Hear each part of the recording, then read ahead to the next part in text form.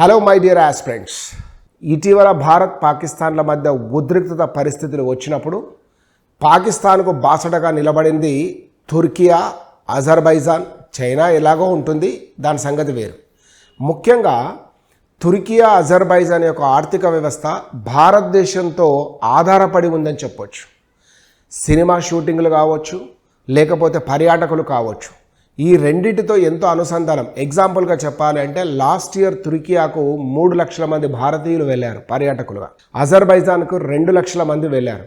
అదే కాక తుర్కియాకు భూకంపం వచ్చినప్పుడు భారతదేశం సహాయం చేసింది. ముఖ్యంగా వాణిజ్య విషయానికి చూసుకోవాల్సి వచ్చినప్పుడు భారతదేశం తుర్కియాకు ఈ యొక్క మెడిసిన్స్ అంటే ఫార్మాసిటికల్ సంబంధించిన ఎగుమతులు చేస్తూ ఉంటే అక్కడి నుంచి పాలరాయి మరియు యాపిల్స్ వంటివి ఇక్కడికి దిగుమతి అవుతాయి.